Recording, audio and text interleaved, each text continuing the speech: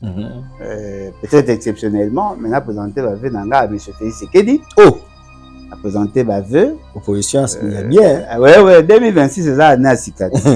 Faut payer le lingue à Sikapé. La monnaie, j'ai qui l'a présenté, ma vœu, il peut aussi présenter. On a présenté Félix Tshisekedi, ma vœu à simplicité. Félix Tshisekedi, tout ça peine sérieux. Tout va bien en chef de l'État. Tout ça peine sérieux, Félix Tshisekedi. Oh, lui, il a vu son nez. Yo, yé, na mbongo po ya ko pesa ba nationalité. Papa, toko bebana. O bakiselo te. Yo como o apesa au pouvoir comme ça ba congolais. Il y a congolais d'origine. Monsieur, tu as le pouvoir comme ça te congolais par acquisition. Ce que yé ba ngote, je t'apprends. Yé ba ngoke na San City. La question à nationalité d'origine, c'est une question fermée. Baba qui s'arrête balongo la rapete yeba yango bon pour me là te muyanga ya défi tout ça non débat. Ah ok, tout ça non débat. Donc Alain Bolodjoa est d'accord, il y a ça la débat. Tout ça non débat. Il y a sur l'accord de Washington. Oui, bien que ça Botinda mi a fait c'est que mais bon ça débat. Tout ça non débat. Lorsqu'un général, lorsqu'un Congolais vous dit que ba Tuchi so yo bengi yango eza tribu congolaise yo ndo a traître. Tuchi a Congolais ta? Parce qu'il n'y a pas une tribu tout. Exact. Si vous condamner un général, le fait d'avoir dit que Bassi a Rwandais, so il ko na bino. Après si par exemple batinda ka bango ba kende ko na ba chef coutumier na biso. Est-ce qu'à cause toléra la infiltration ba ba chef coutumier na biso. Ba chef coutumier so ba remplacer bango. Biso tolo bango. Ce que vous dites, Asali Mabe Nanani, Asali pour condamner Rwanda. Et vous êtes surprenant. Bato, le Banabino qui va défendre Bino, Bango va condamner Yé. Ce que vous voyez, service à Nan. Mais ça n'a pas ces aïe depuis tout Banda guerre, depuis 1994, Tilelo, le Rwandais n'a pas passé de Toyokate. Passe Nanga Yangouan. Il y a un jour. Ceux qui nous ont dit qu'on a fait, des hommes puissants, des hommes forts dans leur esprit. Au bazana pour ça tout ça l'exportation en guerre. Quand le mensonge prend l'ascenseur, la vérité prend l'escalier. On a promis, on va donner les jeeps aux députés. Il y aura des jeeps.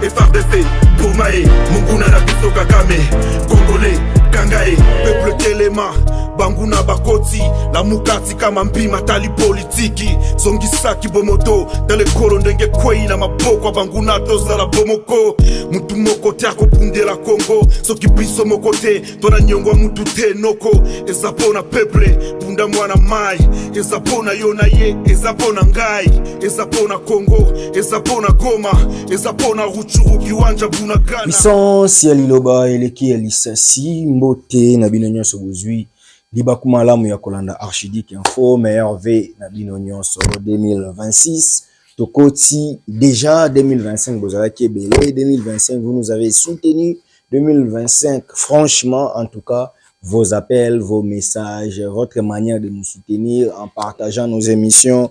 En tout cas, c'était tellement bien pour nous. Et 2026, nous osons croire que Nyonso et Koleka Malam. Le tout premier numéro de votre émission, c'est une bénédiction aussi de les recevoir parce qu'il a toujours été avec nous. C'est le président national du parti politique Lèvons-nous et bâtissons les BAT. Lui, c'est Alain Bolodjoa Ibola, le président de Papa Alain.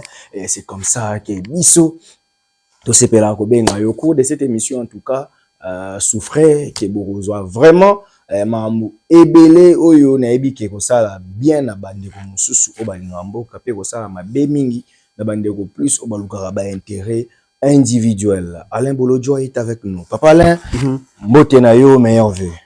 Mbote Ndekonangai, Mbote Nabalandi, en tout cas, merci beaucoup pour l'opportunité. Meilleur vœu à vous également. Merci. Pour profiter, Pena, présenter mes vœux les meilleurs à tous les Congolais et surtout les Congolais conscients. Okay. Les Congolais de bonne qualité.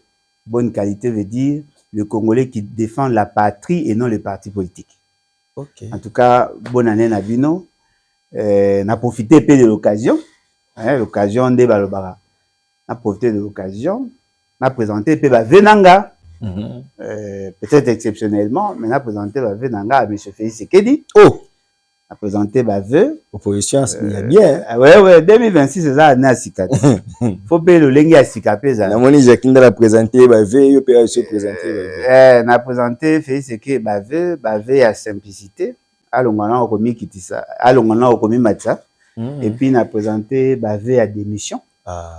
Ceux qui pensaient, au CP Sanga, pour la première fois, à démissionner, ils avaient bien.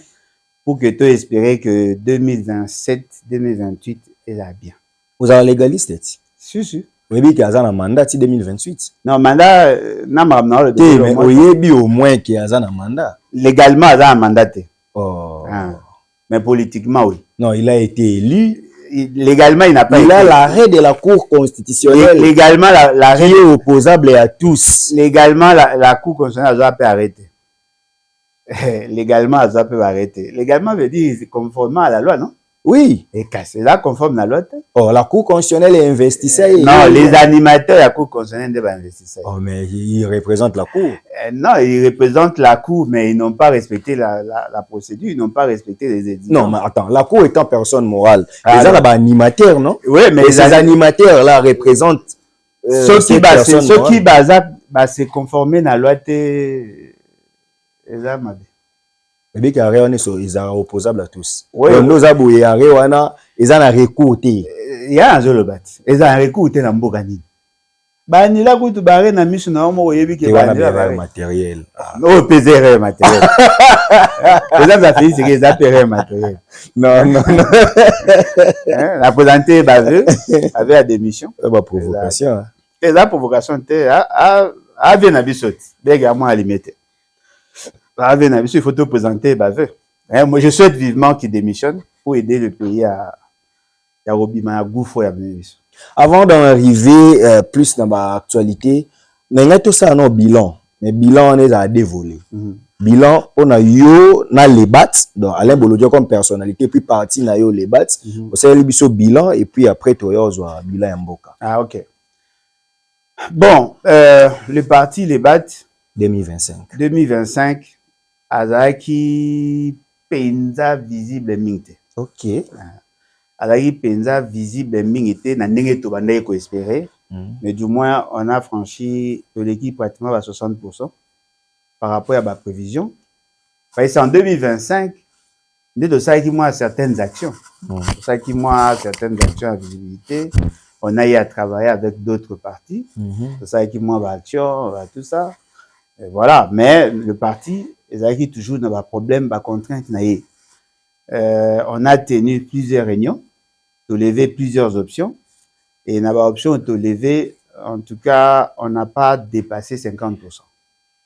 Parce que il y avait beaucoup de contraintes, et c'est là que Maramsou tout ça a été. Côté, il y a une adhésion, Tomoni 2025, il n'y avait pas assez d'adhérents, contrairement à l'année passée.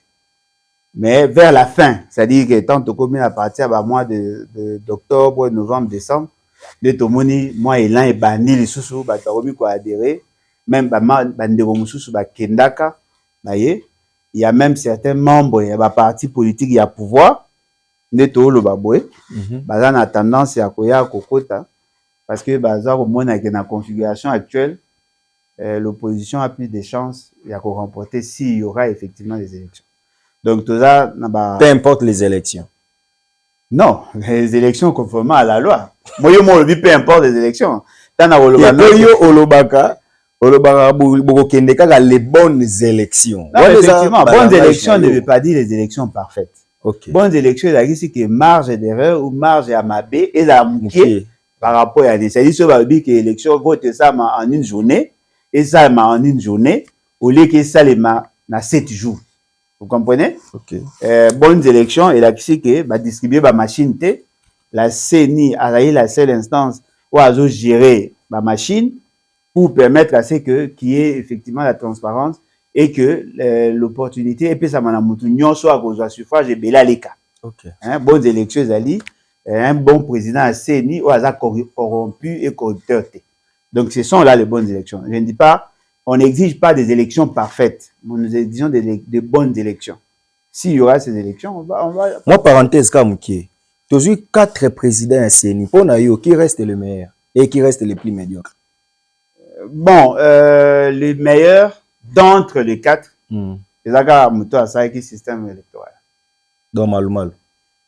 OK. Parce que lui, il est géniteur de ce système électoral. Il y a Bandi, APC formé, APC fonctionnement, APC formation, parce que tous les cadres à CNI, les lots, Baïbi Moussala, il y a format pendant sa période, il y a format Bango, le système électoral, il y a Kabola, tout ça. Et ça, il y a un gars, gouverneur Nyonso, ou à Koya na Kinshasa, na comparé kana André Kimbuta.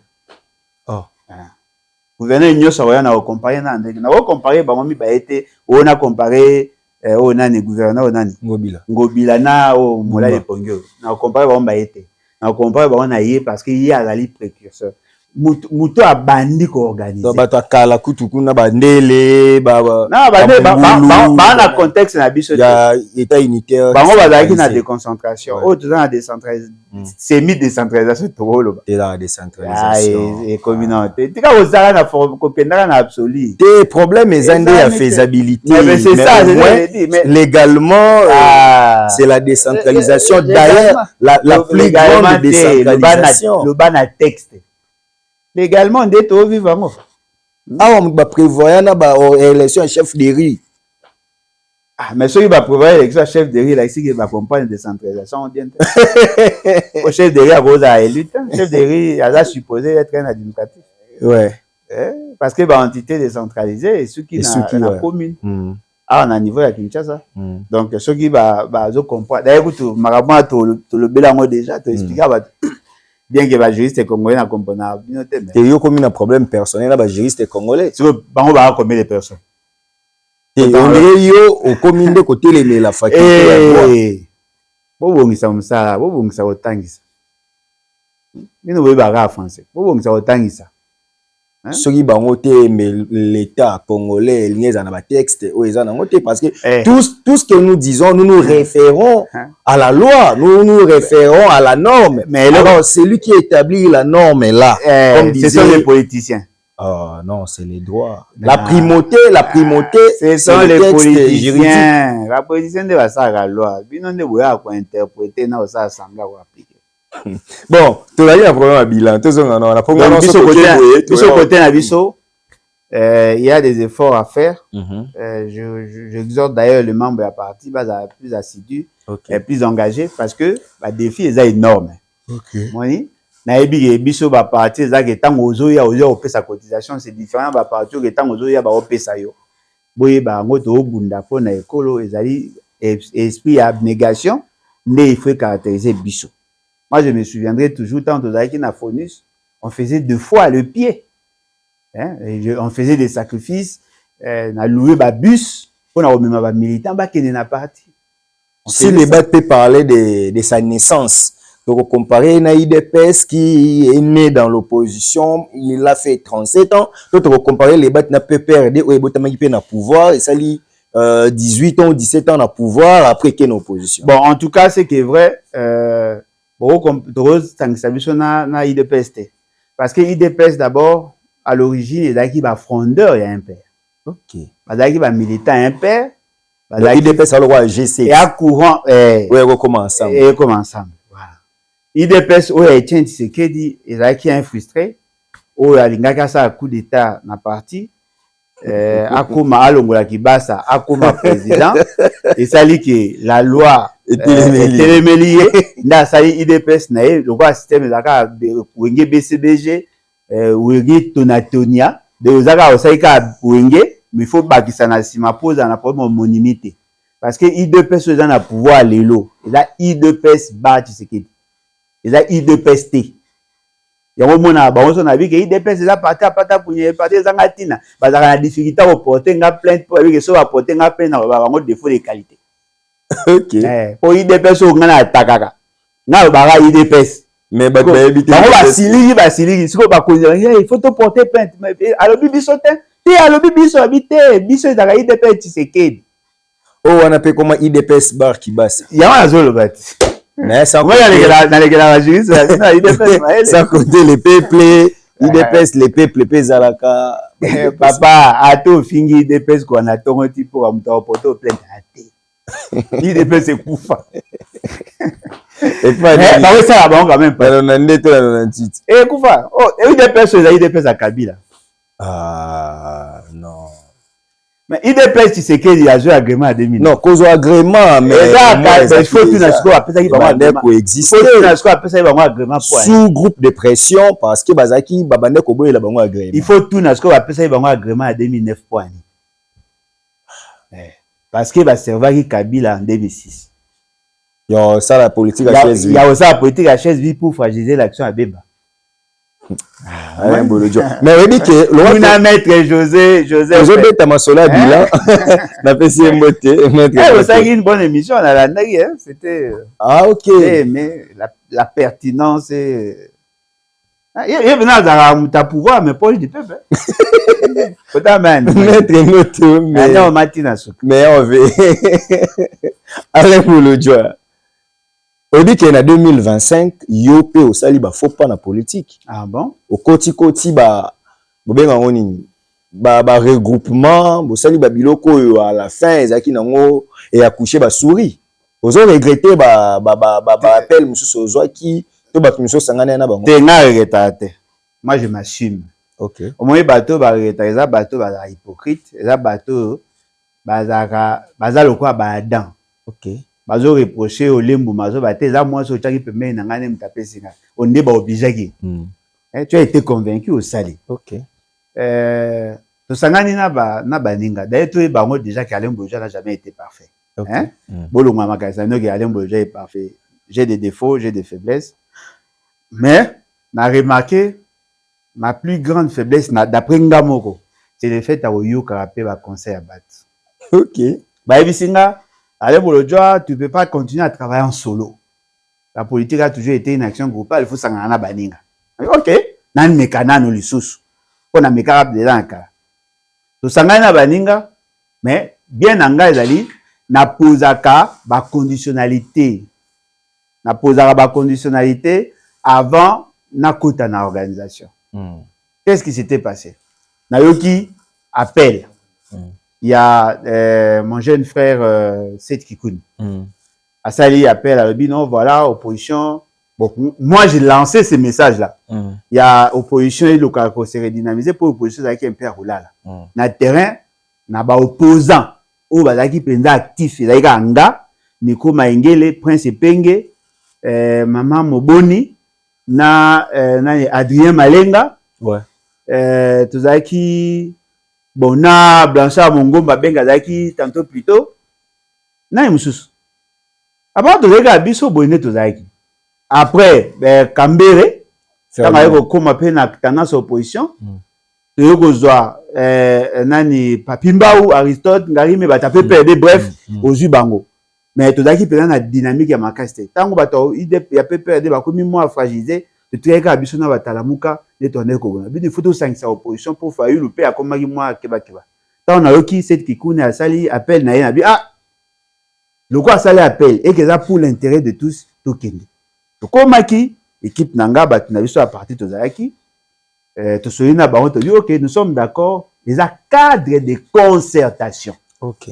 Et la plateforme politique dans le sens usuel dans le sens réel du terme. La cadre de concertation c'est-à-dire que tout dans la place moro surtout ça on a biso to fanda to solo là to ba harmoniser ba point de vue. Ce n'est pas une organisation en sens qu'il y a une hiérarchie ou papa ou maman ou banate token. OK, OK, nous sommes d'accord sur le principe, mais à une seule condition. Pour on appelle ça 6 points. Je dis à une seule condition, Kabila yate.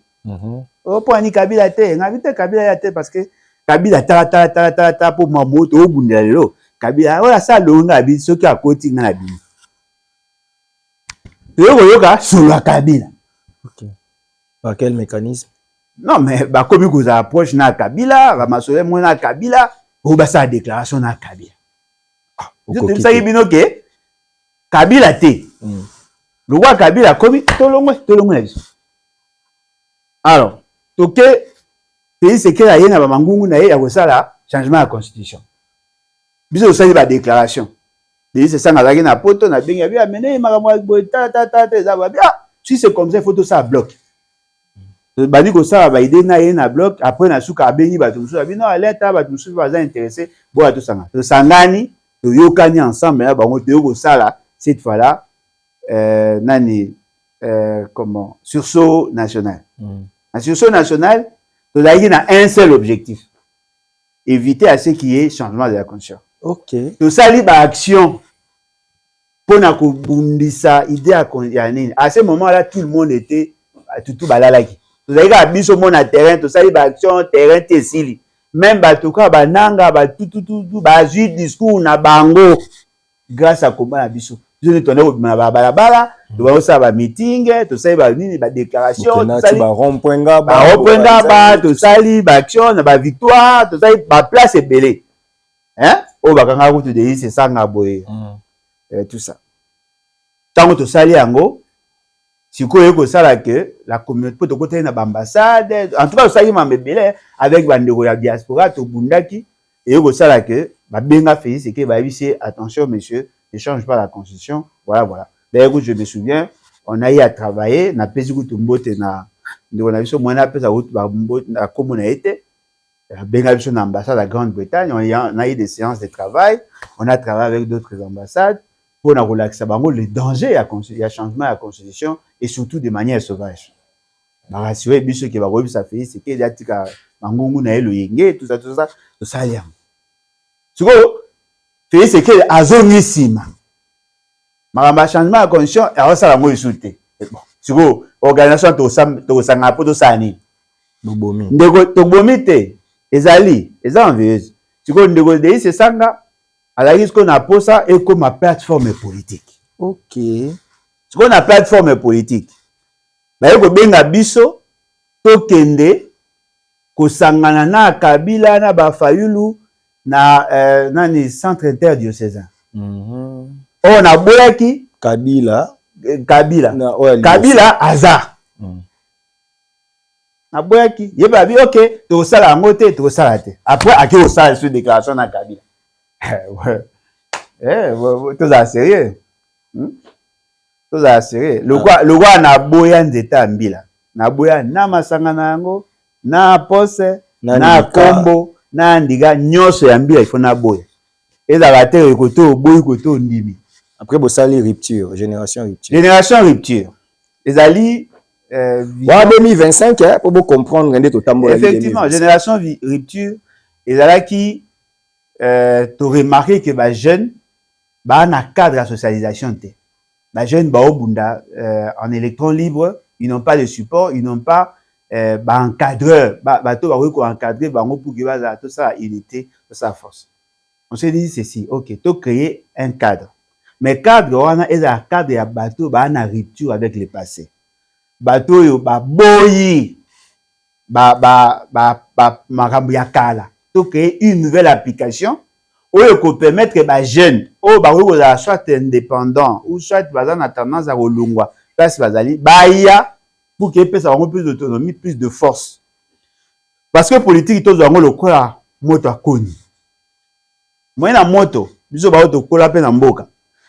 Na moto akoni zara nzete moko egoza ya kokauka ya na moto mususu eza ya kokauka ya na moto te mususu eza ya mubesu eza na moto te fo bosangisa yango ensemble botie mupepe moni biso mingi na mboka bafulaka na munoko mais il faut ata mwa makambo ya mbila otie bemo akaza otie po epela epeli moto ya nzete wana epelisi kasa. Après kasa on essaye moins chaleur et puis ici moto d'état mibale oyo kopela eza nzete oyo kauka. C'est vrai nzete mobese koya e kozwa moto mebimisa mingi milinga. Ezo pesa moto. Soki moto yingi kokufa bo pousser yango isangani e bazisi suka kopela. Boko remarquer nzete e bandaki na moto liboso esila avant. Nzete ezwaki moto ya mibale pe kosila. Mais nzete ya milinga loko epela ka malamu te ya onde bomba ka moto pour continuer. Okay. C'était ça notre logique. Tobito benga ba jeune. Fort malheureusement, na kati na biso, il y avait d'autres jeunes, d'autres personnes, oyo bazaki dépendant na batakala. OK. Vous comprenez? C'est-à-dire que moko boye azui moto m'appeli le quoi fait des pailles. Tobi bon OK. Na logique wana et vous avez malamu te il faut tout lukato à planir. Tu peux si conseil une fois tobi deux fois trois fois tout ba doit comprendre était pouf et exploser. Moto peli ou et tout mana nzongo tobi te. Tous en a kimia. Tout fa nzama makambo bien, tout la siko nature de tout un chacun. Pour les alango ka fête ya bata mabandi. Siko mutu moko ana nzala ana posa akota. Kona okota nae asali formule azi big gilet akati kolo to mona eli bandi mais libani oza moi ba songe habité za libani nanga za ka boy. Obi OK, le cas fait des agia muko moto tika on ça 15 jours. Ma condition que mutu chaque jour askola mutu. Oh suki na mai ilingana ate soko cheka mai na mutu suki boti to suka we. Suki ba loko tama. Tu comprends la catégorie. OK. Donc on est dans ça, mais moi personnellement je ne regrette pas. Voilà, Ça fait partie de l'expérience et je crois que nous avons été de bonne foi pour le bibo le baté pour ni sangana na mutu songolo pe na mutu fakalate. Boyebi déjà pour ni que bazo reprocher au pe yango au sala ki ba bon nga penza par mon éducation na le baté ba politicien ya mukie mais on dirait ba alliance no plus ezaki na ba baza ba grand leader té alors que na ba grand salon politique aux aura toujours absent aux a ego bah en tout cas on était très d'égoïste yo Kabila mabe nanga démon Tshisekedi incompétent Fayoulou oza d'accord on a été musique tout kolobate finalement tout le monde bazo comprendre que Alain Bolodjo on dirait aux lingo la sabatuke oza les plus congolais que les autres parce que partout où on parle la politique surtout dans ba grand salon politique yo za toujours contre bango ce qu'on reçoit raison oh ya bandeko o balaki ko peser te ne ko brandir que vous avez trahi par rapport à la logique na yo yonde ozolinga ko kendete pour dialogue roboya nyonso baninga bakosala pour évolution mboka yo linika évolution mboka bango nyonso bakufa batiki eloka Kongo yo moko c'est ça eloko ba même na ba réseaux sociaux monde ndi ba loba noti mikolo ku ba bengo oza master ba Rwandais ba bo ça l'apologie voilà ça l'apologie ba Rwandais OK félicitations pour na yo pozo ngi moko yo soutenir ba beau frère ba Rwandais. Félicitations pour la bateau à ça l'analyse l'accident qui boit nous pour banda réfléchir mais tout réfléchir ce bien. OK. On a beau réfléchir ça qui beau réfléchir ce bien. Et là au moins est vrai. Bateau bobinga ba grand sur base de quoi? Là c'est en fait la notoriété. Non mais la notoriété on peut en créer. Ouais. Hein? La notoriété on peut en créer. D'abord un exemple moins simple. Nazui Kofi Nazui nani nago naza nani badukutu ya kala Nazui Papa Samangwana bon Samangwana lui il est angolais mais tokozo été na ngina zo na Congo ya za angolais nazo nani Boziana Nazui Jibe OK. Nazui Wera, Nazui Fali, Nazui Ferré, Nazui Bébé Chanda, Nazui Nos. OK. Boy Sanga, na logique na bino boloba, bata notoriété bata kala. Ceux qui Nos a quand même bokwana eba. Té. Siko Nos a komi aza amukele lo. Té. Kasi. O mutu tabanda musique ava Nos o ayeba na Bébé Chanda. Ouais. Aza. Asila succès. Mais Nos aza. Est-ce que le beta musique le na Kinshasa sangi beta komba Inos kasi Inos a créé parce que bino bolinga ebo créer pour na nini il faut botia biso na logique na bino batakala il faut baza batakala batasika il faut batika ka batasika alors que mbugeke il faut passer par eux pour non mais ngana boyi rien ne vous rassure que so ke pas na bato na ndo obima ngana zala kuna na ba mikolo te ba rote kasi si vous boyez bangate qui vous dit que ceux qui sont dans la bonne boyez bang. OK.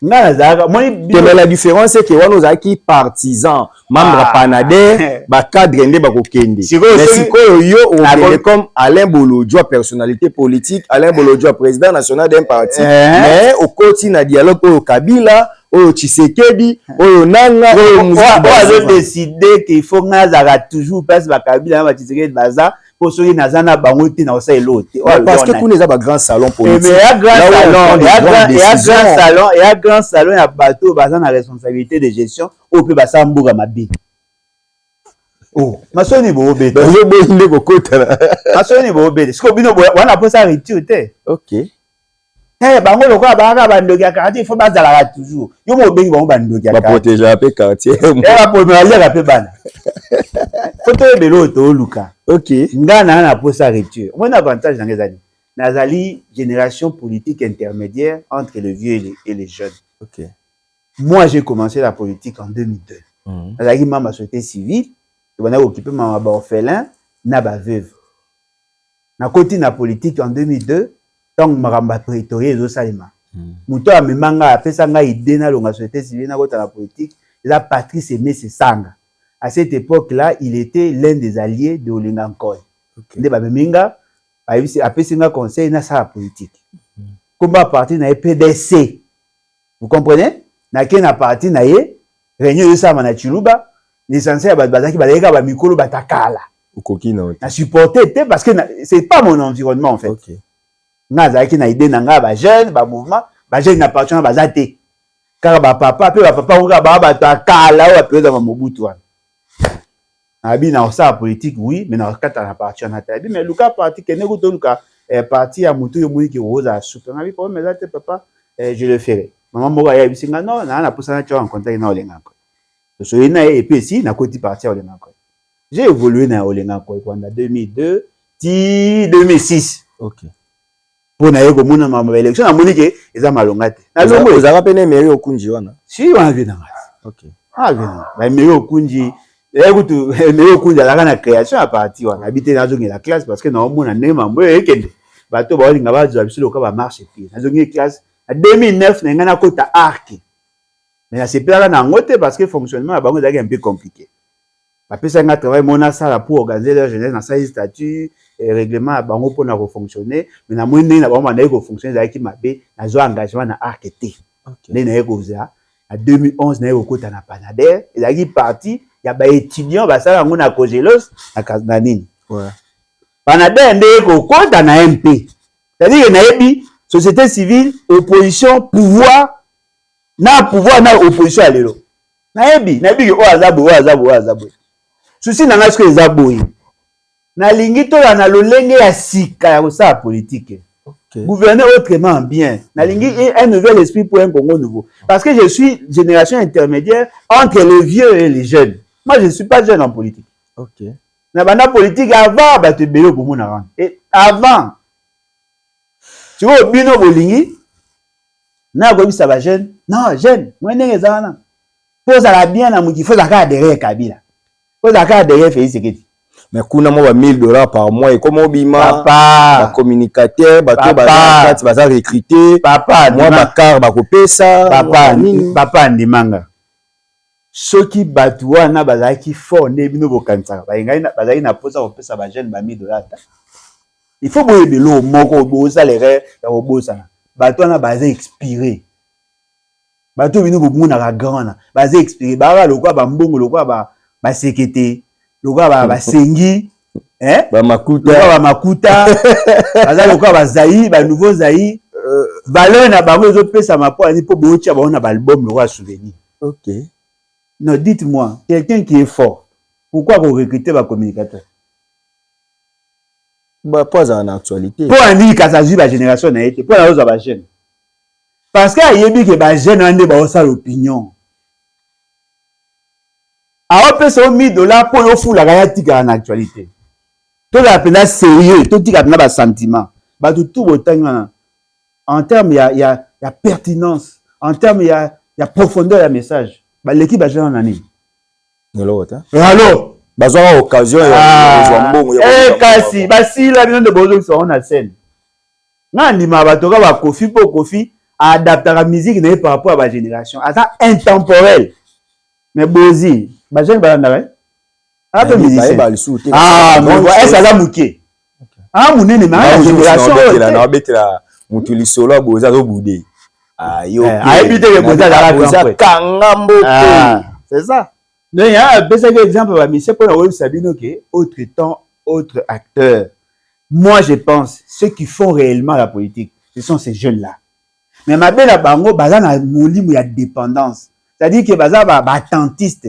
Ils attendent à ce que le vieux va servir bango. Oh, on a pour ça, bazan a rupture. Bango ne va provoquer changement. Bango ne va même révolution. Bango on a parti à vieux. Bango va s'imposer dans l'échiquier politique. En ce moment-là, ça sera effectivement une guerre générationnelle. Alain Bolodjo a bien dit, maintenant. En une minute, bilan, il y a scène politique en 2025. La classe politique a été excessivement médiocre. La classe politique a été 2025. Excessivement médiocre en 2025. En 2025, les débats de société, ça a mis en côté. Les débats d'individus, ça a pris plus de temps, plus d'espace.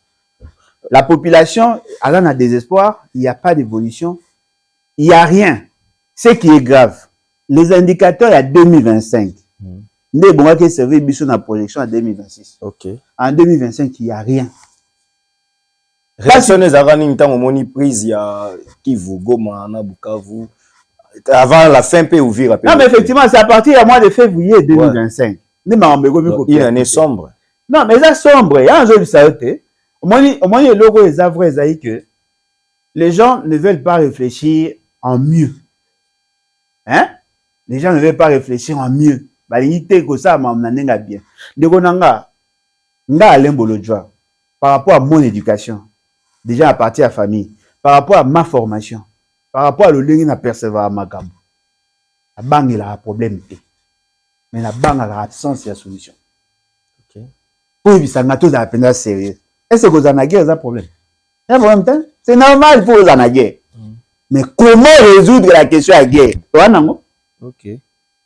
Et bon, attends, mais on a la possibilité de nous défendre. C'est-à-dire qu'il y a un problème, mais il y a aussi une solution. Depuis na botama, non la mona beaucoup d'abolema le beaucoup d'autres. Oh. Bazui une année à relela. Na la naki Israël Mutombo a opposé que fait ce qui est ma question. Tant que ça que ça la déclaration à guerre, tant que ça que na ko bombarder na ko ça la boue, ou ba ne ko ça confiance na on est lo nini. Ou ba ne ko espérer na nini.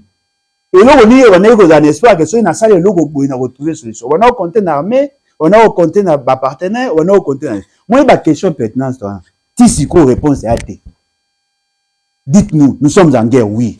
Mais tout compter tout ça la nini pour que lobby 2026 guerre. On a l'accord de Washington. Ah, on a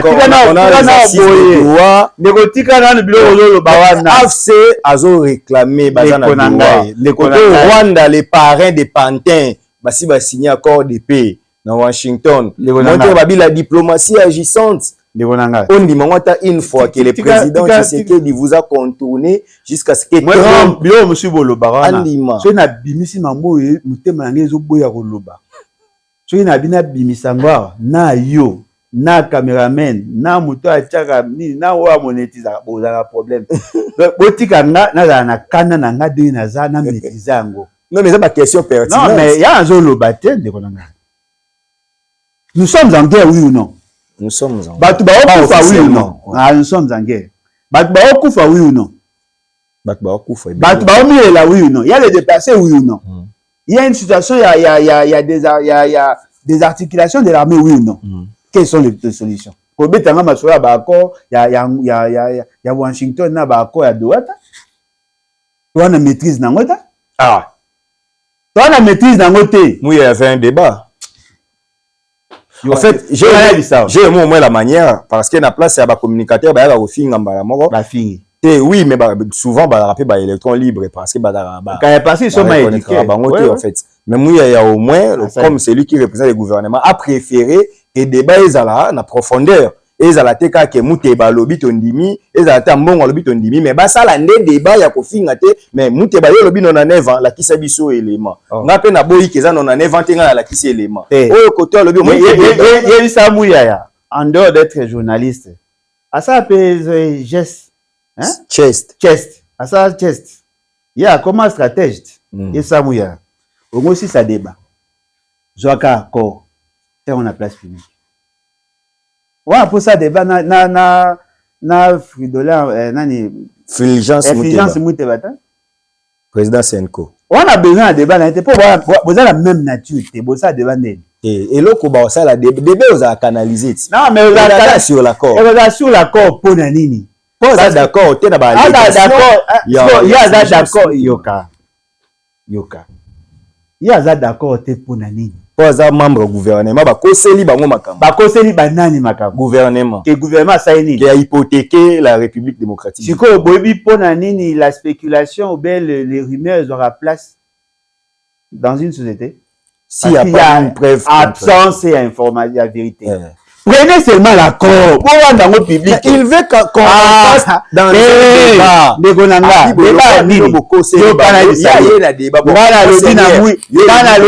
Il y a la Constitution à 229 articles. Il y a contredit tout ça mais débat.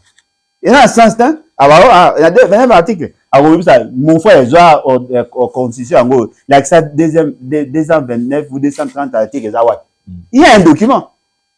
Parce que si vous avez le document et que papa archevêque a dit que l'accord est signé pour 99 ans, ce que tout le monde a dit ça pour 99 ans, c'est fini. On n'a pas besoin d'avoir un débat. Bon, parce que non. Et toi et moi, ça la contrat perpétuel, bongo il y a plus de 99 ans. Bien sûr. Yo aussi na mukiro batama bongo azangi. Batama bongo azalit. Mutu pas vous pas fanda signer. Yo on a eu ça.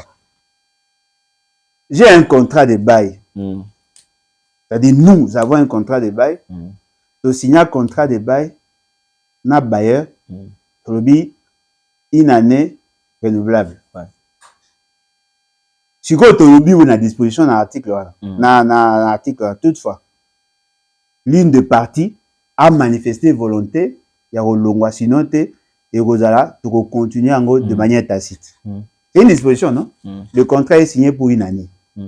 Renouvelable, mais à condition l'une des parties n'a ça combien d'années dans 30 ans, 40 ans. Ce qu'on se va lobby, le présent contrat est signé pour une durée indéterminée. Ça peut faire combien d'années? Donc tu as un accord.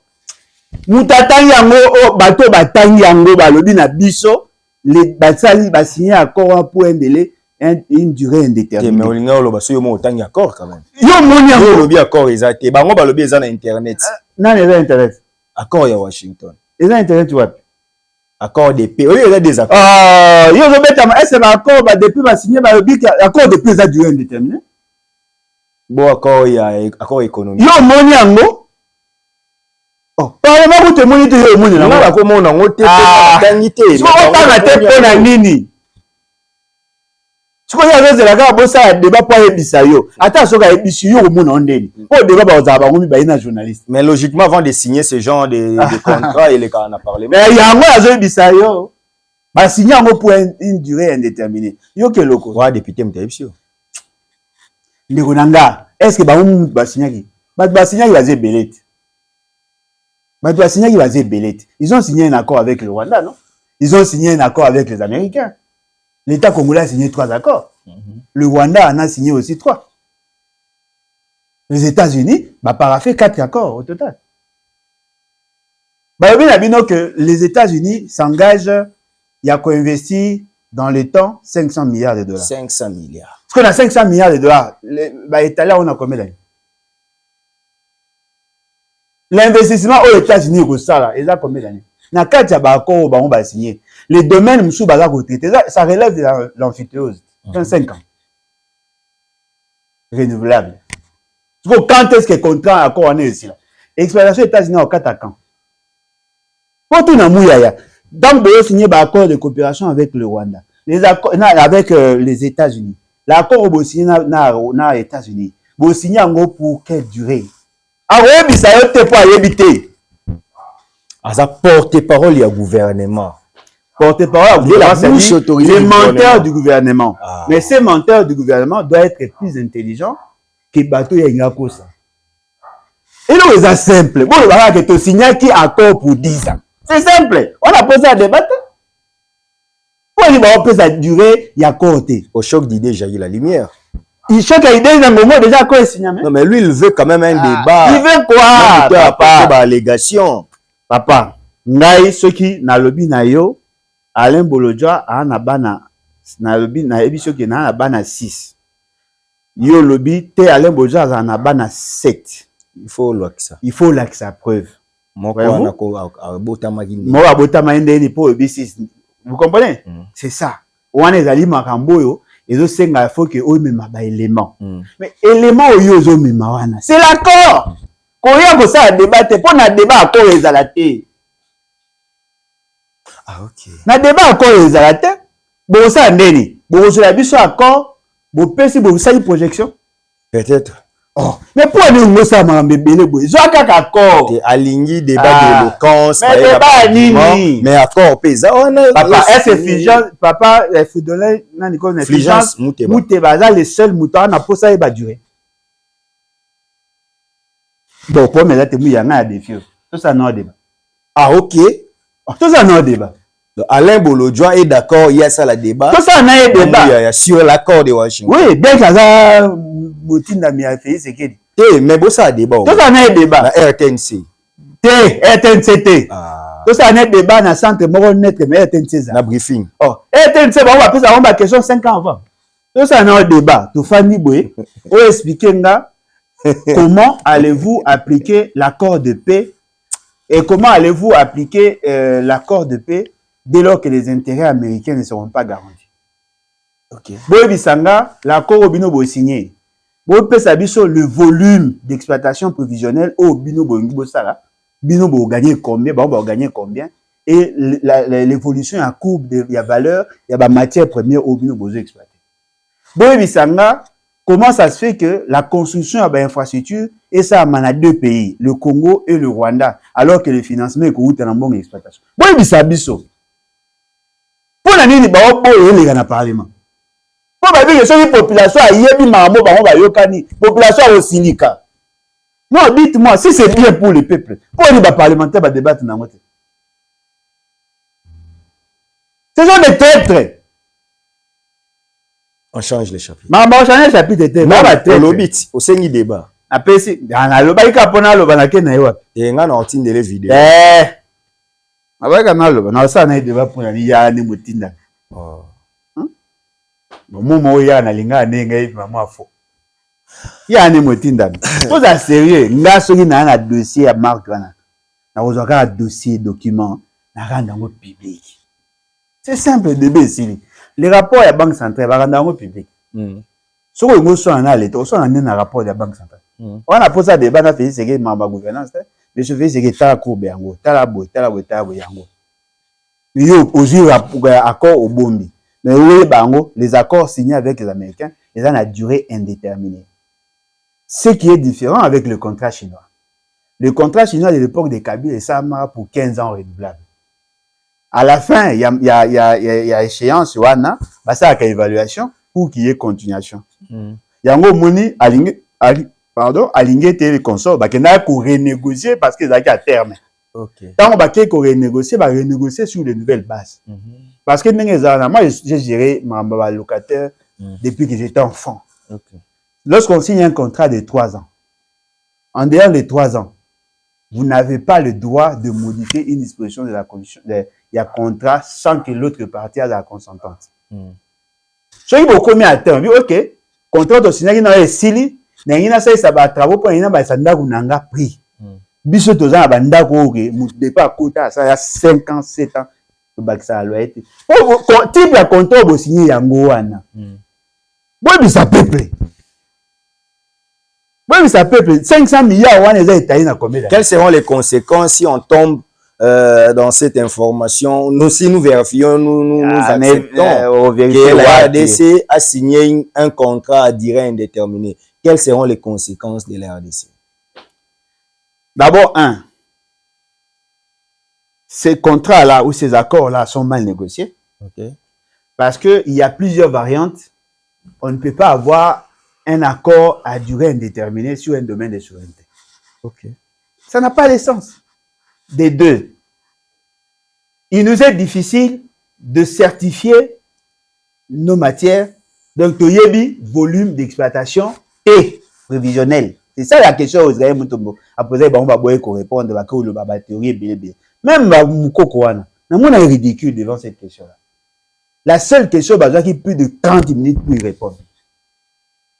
Bon, la vidéo, on a. Bon, ça qui est né, bon, on a. Ah, quand prononcer qui m'a mais bon, la pertinence de la question. Ils n'ont pas répondu à cette question. Ils ont balbutié pendant 30 minutes. Nene tozana, toyebi matière to exploiter la zone nini parce qu'il n'y a pas de cartographie, on va les faire ensemble. Toyebi volume et exploitation toyebi valeur estimative, il y a ma matière première wanate dans le temps. Parce que quand vous faites des projections, il faut faire aussi une sorte d'actualisation. Bon, il y a telle période, puis vous allez autant, vous allez bénéficier autant. Toyebi, le coût, il y a des travaux, il y a investissement, bon, ça n'est pas n'habitué. C'est-à-dire que nous naviguons à vue. On a signé, oui. Les États-Unis vont investir 500 milliards. Oui. Donc, pour quel délai? Durée, toyebi. Il n'y a aucun chronogramme exact. C'est vague. Moi, j'ai suivi le gouverneur à la Banque centrale, qui était là comme expert. J'ai suivi Moukoko Sam. Mamba Oloba. Et moi, le roi Batimo Razoya, le roi dans l'auditoire, a obéi à Batimo sur la croissance économique. A expliqué, bah, on voit la croissance économique, et ça. Ce que moi, nous avons oti na Nangamanjo. A obéi à Masoli, à PIB, il y a le quoi alchimie, le quoi magie. Mais ce qu'on veut simplifier les choses. Il y a une valeur ajoutée, PIB, ça, la sommation, valeur ajoutée, aux manga, au transformer comme J, mango ngote na $100, na 100 francs, au terasco J na 250 moins 100 francs d'épices valeur ajoutée. Tu vois? Aujourd'hui, il a dit concret pour expliquer ce qui est complexe. Il a balbutié à de monter, vous voyez, et tout ça. Mais vous le dites sur base de quoi? Il n'y a pas de données. La compréhension et l'accord au Bango va signer, c'est dans les annexes. C'est dans les annexes. L'accord va signer qui est accord de paix. C'est dans le CONOPS. Vous lisez l'accord avec les 9 points. Dans l'accord, on vous renvoie à un document. Si vous ne maîtrisez pas ce document-là, vous ne maîtrisez pas l'accord. Il y a une annexe. Bilobé là. Papa Fulgence, comptez sur moi. Vous êtes un Congolais de bonne qualité. Je vous soutiens. Bien que on demande quand même que l'Église catholique ait un agrément comme en formation politique parce que l'opposition et l'Église catholique, ça commence à déranger. Mouto a raisonné, souka na bololé. Souka na bololé. Beau-frère nan. Beau-frère nan. Beau-frère nan, comment on va faire bilobi à vous net nan? Yo baby c'est à peine de on a moi si libale. Mais beau-frère on est nanité. Beau-frère. Yo benyi mutu bololé. Beau-frère, Livi Sanga, sobo za beau-frère nanga. So na ye barayo ko zara beau-frère nanga avant na lobali kambo. Nanga esa ndo nanga bala ote. Des politiciens aussi. Na retiré l'eau monte. Zo angoka le roi na lobi na yo. Soit disant beau-frère on a habité.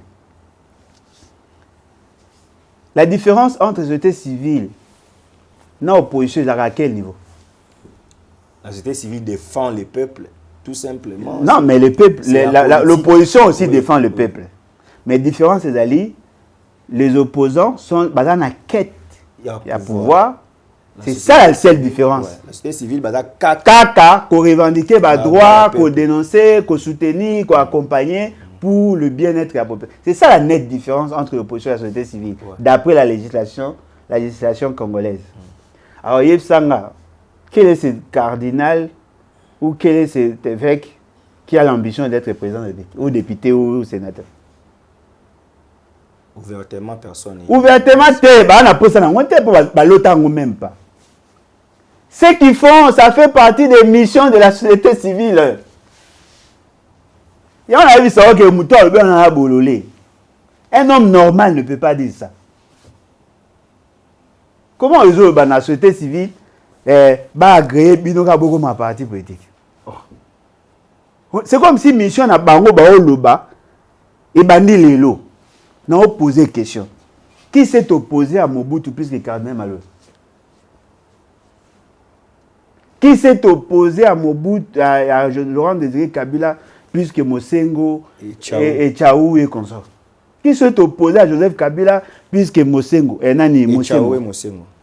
Bon, et Tchaou Koutou Toyoka, ils ont bien qu'ils ont balabala, que sa mort était causée après la déclaration de l'élection 2006. Non, et là, on est vrai. Batunyo so bakufa na période ya Kabila yeka mutaboma ba te yakufa na janvier 2007 baloba ke pour télémela ki élection ya wana zo lobate batunyo so bakufa ka na période ya Kabila ka mutaboma ba na mwana voisin nanga akufa c'était Kabila te bata parlement de baloba na Luambo ezaka Kabila Lombongo akufa ezaka Kabila Mama Olive akufa ezaka Kabila akomaka mutaliboma na nkamba akufa Kabila aboma le molote batunyo bakufa ezaka Kabila batutu bakufa na mutu ya Kabila ya nazalaki te ya wana lobaka na yo degré ya kibolole ya bato mususu ata soko bocha na livre et ata 700 pages et si la terre. Ce qui est vrai, l'église catholique ou toutes les églises bazako faire partie na obabenga la société civile. Okay. Mission à la société civile yango wana nde bazo sala. Mais kapi ambaza na même statut na bangote. A sakani. Jean-Claude Katende. Société civile a sakani. Aujourd'hui, ba norbe yamba. Bien azaka muta IDPS, azaka muta société civile. Basani. C'est ça le rôle de la société civile. Baza batoyo, baosa lokola contrepoids social na pouvoir lorsque le pouvoir a orienté maramabé. Nous vivons une période d'incertitude. Okay. Dans cette incertitude, il faudrait qu'il y ait de voix qui s'élèvent. Ce que l'Église fait aujourd'hui, c'est ce qu'elle a fait hier. Différence maintenant que Zali Boye. Les Congolais de mauvaise qualité, oh bazaka lobby na opposition ba komi na pouvoir. Siko ba na posa que opposition nani église catholique et ça la bango te ninga salaka baninga mususu. OK. Siko différence le Zali Boye. Les gens qui sont au pouvoir sont mal éduqués, balinga siko ko finga église pour se défendre contre batoyo ko se défendre par rapport à makambo baza ko reprocher bango. Botangela ngelo moko. Ou église catholique et sali lelo na période ya Kabila basate moko neti mais babi bango ba Clément ba profana ba église té alors que pour période ba béré rouge ya PPRD ba ndeko bomana ba sango neti na ba boma sango mo ba kufa na est soki ya mama CLC oh mais ba sango ba sango ba to kufa na période ya Facebook oh église catholique père de maman bébé na est OK bato ba bomi siko bata Kabila mta bomani o wana baloba ba béré rouge ya nzo ba na yo na période ya Félix Tshisekedi ba kufi Félix pouvoir Félix Tshisekedi le seul pouvoir où eboma ba militant en parti zaka ba to ba kufi botanga ne histoire mabe c'est pas ça le débat. L'église catholique est dans ses missions. Si vous lisez les textes na bango la fonctionnalité na bango est conforme na mibego ya mboka. Il y a une loi, il y a 2004, si je ne m'abuse pas, où il y a une organisation de la société civile. C'est comme ça que la société civile doit fonctionner. Moi, je me souviens, chaque fois qu'il y avait des problèmes des arrestations, la société civile s'est levée, faisait des déclarations. La voix des sans-voix, Azado et consorts. Le quoi va commis à pouvoir, va le battre. Non, Azado lo barana. Wa penanga na côté là. Côté là ekasi. Yem ta lo basuri jano binan bat baye bindeni ke bakanga ki c'est Azado. Ouais, mais jano binan anan. Jano binan ngo ozolo bala zanan. Citoyen congolais. Mazara saka ni pe bakanga bakangi na dossier ni. Bakangi so na aner balibali kisi ba délai. Dossier nini? Babi dossier sensible. Oui, mais dossier nini bakangi na dossier nini? Ba opona bongo sko bakangi Kamisé le lobby il y a téléménation. Na téléménation. Katende. Il avait publié le lobby bako ça la audition ba filmer en ah botika biso fanda. Société civile tika longa presque église catholique. Hein. Société civile proche du pouvoir. Oh musuza nani ministre de la justice azam ya organisation. Kassim Kolo Asado.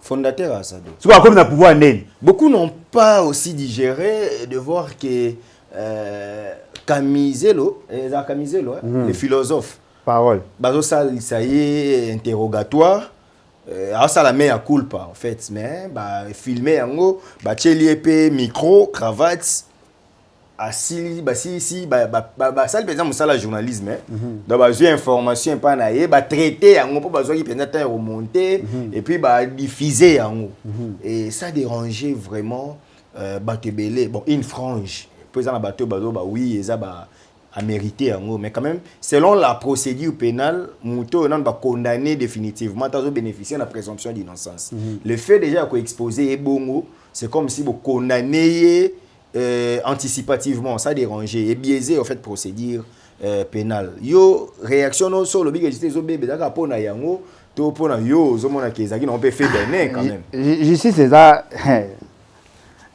et vous avez considéré na fait bénin justice c'est ça. Bon, en fait, les gens qui débattent sur cette question-là, vos débats seront mabé. Ok. Les questions que vous vous posez, et là la question où vous me poser penzate. Vous parlez Marambia, n'ayez pas filmer, n'ayez pas diffuser. Oui, vous avez raison sur ce point-là. Mais ce qui est grave, c'est que la justice congolaise est incapable de réagir. Parce que mon élève, monsieur Rosa, est salami. Oui, est salami. Mais il faudrait qu'il y ait des conséquences. Nelo ezobani sanga eza comment que les institutions de la République ont cautionné. Ce ne sont pas les faits en tant que tels. Le fait est grave. Mais le silence, il y a des institutions, est encore très grave. Parce que dans l'État, tout ce que l'on fait, on doit le confronter aux lois, à la norme. Il y a un renseignement. Un renseignement, na structure, comment on appelle? Il y a cybercriminalité, je pense, d'après ce qu'on a dit.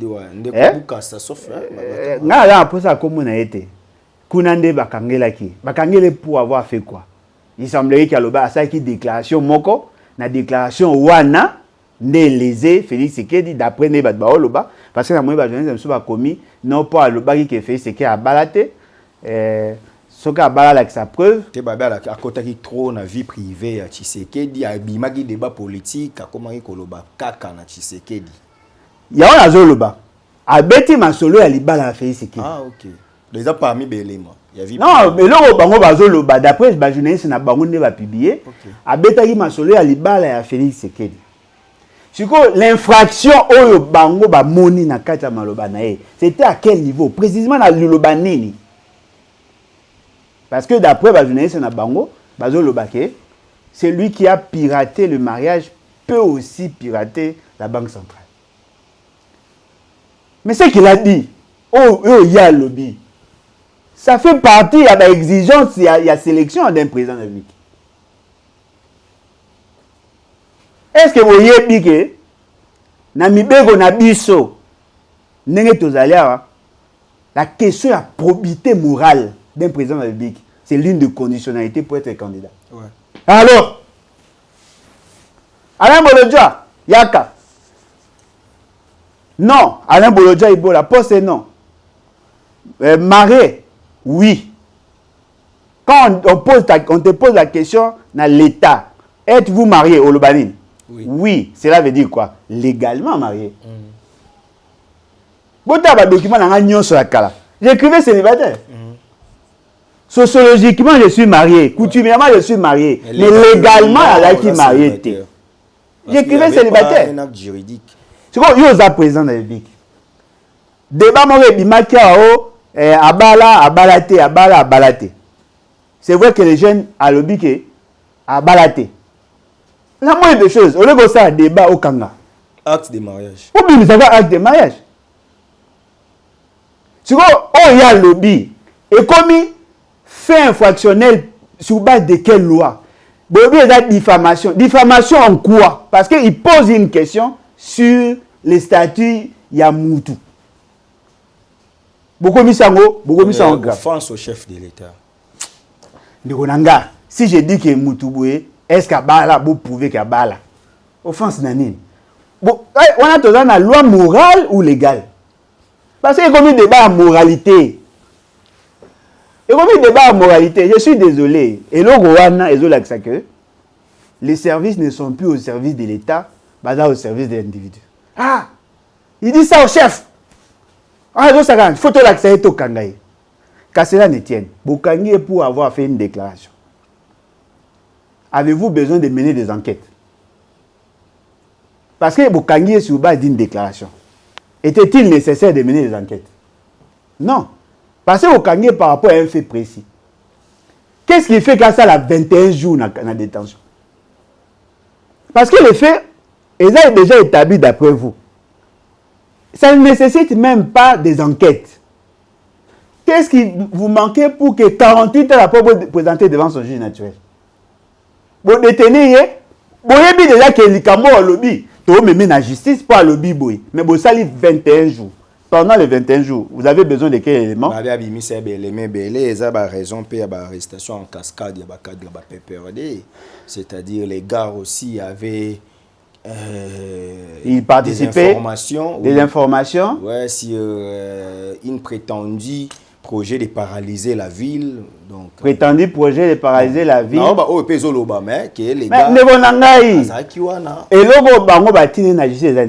et ils ont profité. Ah, ça y est, secret. Problème est mais si quoi ça va secret. Service intelligent. Si quoi l'élément oyo yé ba memele na justice. Ba memele ba élément lié na makamwa. Et wana offense au chef de l'État. Alors, si quoi makamwa ba jeli yango yé et ko peser na yendeli. Ba yebili bon ça né. Ba service. On a Sabino. Nga Alain Bolodjoa. Parmi mes missions, ceux qui n'a commis président de la République, on va créer un vrai service d'intelligence. Ou mettre en cause bon bazar. Na mettre en cause bon bazate. Bon, na mettre en cause service exaté. Mais moi, na ressort tout pour que nous ayons des services d'intelligence. Vous faites des bateau bazar. Na période na comme président. Mais président, tu serais pas le bas, on que Baba. Quand on a fait ce que était non, quand vous êtes en position dans le roi, à ça le bal kamoa la vérité à ça. Oui, que bino ba opposant bon a malchance parce que so lingo le banabiso to bimisela tala. Fati dans la opposant pas ebisara. C'est votre frère de Negonanga. Mais ba tout bazara na opposant. Moi je dis que bazara peut opposant. Negonanga yoga na ibiselo. Pour bien asseoir le pouvoir, pour bien garantir la sûreté de l'État, il faut avoir des services d'intelligence avec des hommes intelligents. Netiba François B. Par exemple, avec des hommes intelligents. Bateau Penagi va pétri na maele à 2 fois. Netiba Mbelu. Nga, président de la République, ou Kanyi Moutoura Kamizelo, aux yeux vidéo tient na TV pour battre balan, na longolo na tio bolo kokoti bolo. Oui, point. Bon foulet. Na faux dossier. Na ba finga nga chaque jour. Bo to bala siko, bala te. Ko ngaka ngo pone lo kwana. Na ochokat. Na ko kipe ote parce que ceux qui na yebi que ceux qui na yebi que muninga na ote obali kutuka na pouvoir na. Kasi. Na tangu wa Kabila yo bala. Ya on ya zo tunati. Siko tangu kamizela otuna bala wapi. Après ceux qui na poser boye pe bokainga. Yo lobby Alain Bolodjoa au Bali grâce à Félix Sekedi. Au Bali na période à Kabila. Na période à Félix Sekedi pour na période à Kabila au Balate. Parce qu'on a posé une question. Avant que Félix Sekedi comme na pouvoir. Mutazaka na pouvoir, zaka Félix, zaka Kabila. Li bala à Félix Sekedi ça combien d'années? Pour ceux qui a bala na période à Kabila, malobo ozoloba lobela payé. Yo po balaka na période à Kabila. Mais soka bali na période où yemo a commis président. Boye bango na code de la famille en matière de mariage. Tout mariage doit être, on doit faire la publicité au moins 1 mois. Il y a 15 jours. 1 mois au moins. Bon, plus pardon, 15 mois, 1 mois. Il faut ba afficher jour tel mutu wa robala. Pour batu nyonso ba na information contraire. Oh ba yebi que mariage ko za célébrer te ba na possibilité à s'y opposer. OK. Si on a posé question, ce qui fait c'est que la balaga na période à Kabila. Yo soutenant Kabila pour autant pour faire ce qui pas bala na période à Kabila. Ce qui a bala na période à Kabila te, a tout ko bala sikoyo. Tant qu'on na pouvoir, na opposer question pour nani na ba tant qu'on na pouvoir. Peut-être pas se conformer alors. Ah, peut-être pas se conformer. Ce que ba ne ba na âge ni. Moi la souka fait c'est que maman Denise que nous respectons. Ah na âge ni. Ce que zolo ba ngana kumisa fait c'est que di po ngana ba na période na. Bo yem tabali siko. Ba na wa bota sous Kabila. Ah ba sous Kabila. Kaibo combattre Kabila pour c'est-à-dire pour ah, on a la réponse te ba yo kamane ba kai Kabila. Il a été marié, il a été candidat en étant marié. Non, mais s'il était marié, il s'est marié pendant l'époque à Kabila, non? Non, mais c'est normal. Bon, c'est quoi, d'abord opposant Kabila, tu sais? Donc, vous justifiez le Liban. Non, justifié, tu pour y avoir un Kabila. Ma bête la Kabila m'a beaucoup été pour autant. Ok. Au bout pour année. Pour Kabila participe pas ni na dot, ni na prédot, ni na manifestation à mariage. Mais yo, babi mariage, na yo, il a financé la union sacrée. Mais un jour à mariage aussi, il prenait batou au bien d'opposition. Eh, tu connais bien. Oui, mais on est ça la polémique, il est là. Eh, oui, bien. Ngalinga, oui. La polémique est ça, bien, moi, ma profite. Il y aura un seul mot. Moutou ya union sacrée. Asuni ngana bal. Mais ndeko asaka vidéo wana. Yemo na bal. Vous me ngana imaginer Alain Bolodjo opposant ba financer mariage na ba union sacrée. Mais là les a surprenant bateau union sacrée ba lika na TV o ba kumisa ba on ba balate. OK. Et l'axini. Ba la PHO attends monsieur y a présenté il besoin té. Ah là ça il a posé dans notre Té mais ça na posa au balate. Ah dans posa au balate pour moi ça na avec connaît. Té tant monsieur mo ramona qui a évolué. Ah moi ça na zo mérité de ba na ba sebele. Pas na ba sebele donc ça immoral. C'est quoi y a au féliciter ngana ba na période na bango yo ba la siko na période ba nani pour beaucoup na ba peso aussi. Alain Bolodjo. Oui, ngai lo ndima bino ka boza maele te. Ça c'est clair. To sala une émission récemment mambuya ba révélation mais Tibangu mais après ba ndeko belé ba se plaindre ba bindenge nini ba na mais Tibangu asala ki ba révélation bazo kanga ba touté to moni maître Joël Kitenge ayepe yepa sali ya yepe point de presse ya si ça mama ngobila ngobila te asenga de ngobila pardon e kasi a bana su pour ça sous pardon asenga asali ako ça sous pardon attaquer mais alobi mais azana be élément ya lukuta mais ça va élément lukuta te.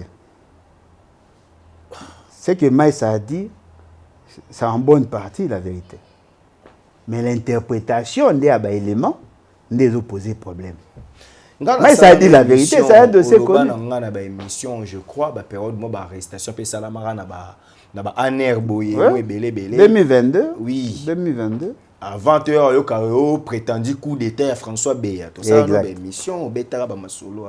Mais Nini, Oyo, changer les lots. Pour tout le monde, combo, il y a sika et koti na dossier. Question une partie, mais ça y est aussi sa partie mususu. Non, question c'est la question la plus pertinente où il va poser sur ce débat. OK, merci. C'est-à-dire quoi? Aux anapos les motivations. Il y a des démarches à Maïs Tibangu. C'est un fait déjà connu. Effectivement, les faits sont mal connus. Ah, OK. Parce que tu peux maîtriser les faits bien. Et les maïs et les restes, ils n'ont pas la maîtrise de ces dossiers. Moi, je vous parle d'abord de l'intentionnalité, et puis les restes, c'est une histoire. Ndenge toza lelo, bokanga ngo bobumba yango. Ndenge toza lelo, tous les Équatoriens qui font partie du système Yaféi Sekedi, tous sans exception, sont visés par le régime au Bobenga régime Yaféi Sekedi. Comment ils ont procédé? D'abord, Liboso, ils ont discrédité les Katangais, ils ont discrédité Bata Sud Kivu, ils veulent maintenant se débarrasser des Équatoriens. Bemba, Jean-Lucien Boussa, Guy Luando, Baende. Bref, bateau bino bo yebi à l'Équateur, ba ciblé, neto le bas, ba ciblé, tous doivent être discrédités parce que Félix Tshisekedi ne veut avoir aucun challenger par rapport à l'enjeu futur. Ils sont dans ces démarches-là. C'est ça la vraie intention. Maintenant, comment procéder? Bazui Batangi Guy Luando, Batangi José Panda. Et ça lit boucan. Mais après, vous avez senti les réactions de l'essentiel ya Batuna Bango. Bazo ça la tendance à kolongola José Panda pour que Batika Guy Luando mo. Nakosi? Bon les marquer na la déclaration na Bango. C'était célèbre. Na yoka. Célébrité na criminalité de l'Omota. Ils ont commencé à citer les deux. Lobane na Guy Luando. Na José Panda te. Ba olinga ba longola José Panda et tika Guy Luando. Vous posez ce question. Pendant le dossier, Guy Luando avait quelle fonction? Dans l'État, il était sénateur. Ouais. Est-il lié à Mama Bélé? Mama Karimine? Non. Mais il a agi en tant que qui? Il a agi en tant qu'avocat conseil. Il y a une de partie dans le dossier. Joseph Panadarinan. Membre du cabinet. Il semblait qu'il était membre du cabinet. C'est-à-dire qu'il était influent. Il était dans l'action parce que Zaki, beaucoup de Bango et Tchanando ne Bazareki. Mais Guy Luando avait des entrées à la présidence pour Bobo Sanate. Azaraki parmi Bateau Bazaka, na salle et Sika au fait, c'est qu'il y a un discours il y a 6 minutes. Ok. Dans tout Bazaka Moussika, il y a parmi proches. Guerre na Bango et Bandarawana. Guy Luando est devenu influent parce qu'il y a eu Bako Passa Rana Féisekete. Voilà pourquoi, dans le débat, Bazolinga va mettre plus l'accent sur Guy Luando. José Pandarana, Bazolinga va écarter. Mais fort malheureusement, il est tellement maladroit dans sa démarche. Il est moko à tirer le projecteur vers lui. José Panda. Trop agité. Pour avoir dit que le président Tshisekedi n'a pas un mandat. Non, mandat on a le lobby pour ça fait c'est que je suis avec toi. Alors après ça va bomber moi je suis avec vous, je défends votre cause. OK. Le seul à avoir réagi jusqu'à ça. Guy Luando a réagi déjà. Bon, on a yogité. Na ebité sur atindaki batu na epo ba otu bara ndemo. Agotina batu na. On nous signale la salle d'émission. On a ça après certainement. Pour na landa pe na nga bangote. Siko otoke na histoire. Na histoire boye baboy. Les dossiers au beta lisoye bana 2021. 2021 tango Félix Tshisekedi na Kabila Bakabwani. Non, avant Félix Tshisekedi na Kabila Bakabwana. Nani comment il s'appelle le type là non, le type là rebelle. Oh nani Nanga. OK. C'est un type Nanga. Ayaka d'après Nanga, Ayaka ko pesa Félix Tshisekedi dossier naé parce qu'il était en conflit avec l'État pour qu'il va protéger l'intérêt na Mambakare minier d'après lui. Ce que Félix Tshisekedi a confié qu'à il semblerait dossier wana na batunaye ba collaborateur. Il fallait maintenant décanter la situation. Au même moment, en cette période, Félix Tshisekedi a kendaka na Qatar et Émirats Arabes Unis pour qu'il y ait négocier les équipements militaires en contrepartie à ba mine. La Sarana ba émission a démontré que ba piona ba na posa ba or il y a ba pesa bango ba or ba pesa ba équipement. Ce sont ces équipements là les gardes républicains à l'attaque. OK. Na ba mituko bo monaka ba ba na no ba blindé, la on peut ba blindé té, ba mituko armée police azaka nango ya minene boy. Bonga ba pesa yango. Mais en contrepartie bonga pesa carré minier. C'est que je vous dis ils ont internet. Boké dans la Jeune Afrique, boko mona na TV5 Monde, na RFI, ba komela yango en 2021-2022. Ba commence un autre scandale à la présidence de la République démocratique du Congo. Et c'est belé ba donné. Ba jui ba carré minier wana ya ingaka pesa bango carré minier. Apesi mission na batu na yeba kende ko sala nani contre expertise par rapport à ba donner des bazaki nango pour que ba kende ko confirmer accord wana. Ba ebisi yeke biloko wana ba teka. Sikoyo ye asiliki a instruit François Beya. François Beya azaki mokonzi ya Conseil national de sécurité. Tant a instruit, basa la enquête, les personnes en vedette. C'était Bissélé et Bifort. Maman Moro Baboya Otanga Kombo, na 3 autres personnes. Ils étaient au nombre de 5. Na 4 à 5 wana. Batanga Guy Luando. Ok. Ce que tant Batanga Guy Luando, Babanesko Koluka, n'est-ce pas? Il y a Koyeba, Bakanga François Béa. Et Bakanga Bissélé et Bifort. Il y a Liboso, il y a procès à Soukote. Bakanga Bissélé et Bifort. François Béa a entendu, Maman Moro a réagi ça. Et ça l'a tolé, promettra François Béa, c'est après, nous avons créé François Béa dossier, il y a un coup d'état avec Maman Lili ou colonel, ou la police, tout ça, il y a 4 zonkions, il y a bureau, il y a secrétaire, il y a François Béa, tout ça, Maman, n'a pas ça y est, François Béa Bima, Maman ou toi, zonga sur Moussala, n'a yoga. Baji, Bakanga Bango, ce sont ces dossiers-là. On a 2022. C'est comme Maïs Chibango aye. Béni Maïs Chibango. Il n'a rien inventé. PC matière. Kende Loba. Il y a bien une enquête. PC matière Kende Loba. Mais l'homme va viser. Et ça, on a Loba Liboso. Vous comprenez? Mais on va présenter ce sont des faits là. Cette question-là, on ne peut pas la traiter sans traiter et parler d'abord de la présidence. Oh. C'est la présidence qui a vendu. C'est la présidence qui a vendu. Mais Maïs nous dit que les collaborateurs de Tshisekedi ont pris les carrés miniers de Nanga et c'est à la base que Nanga maintenant tue les Congolais. Non, c'est Nanga qui a dit que, à côté de la rébellion, l'une des raisons, par le fait que Félix Tshisekedi a escroqué les carrés miniers. Ce que ce n'est pas Félix, ce sont ses il n'a pas prouvé, il a dit. Bon, il a dit que ce n'est pas Félix, ce sont ses collaborateurs. Oh, ce n'est pas Félix, ce sont ses collaborateurs. Et parmi ses collaborateurs, il y a qui et qui? Guy Luando, José Mpanda. Et si? Mais selon Maïs. Oh, mais selon Maïs, il n'est pas là, j'ai information, ça a déjà dans le réseau. Ok. Oh, selon Maïs, il n'est pas. Ici 3 personnes. Na baki cité na réseau. Maman Nanyo, na Fortina Biselele, na batumsu basaki 5. José pas na komoni na oki n'est pas Maïs. Mais nga na yeba ke mutu mo azala ki wa mena yeba inde komo na été. Ils étaient au nombre de 5 au total. Maman a su quoi sa déclaration par ses services abi, elle n'était pas impliquée parce que elle n'était pas membre du cabinet bien que on les a incompréhension na yé tout ça. Batu abi ke o eza yete eza batwana. De bakanga Biselele. Dossier na yeko bima makasi tan bakangi François Béa. OK. Les dossiers yeko ampleur, ba élément yeko biko secret. Parce na ngai na osenga peuple congolais. Bobo ça na histoire mbango poani. OK. Babilo wane mte ça présent les l'autre. Boyoka ce qu'on a ça nos démonstrations simples. Quels sont les problèmes dans l'Est? Quels sont les acteurs dans l'Est?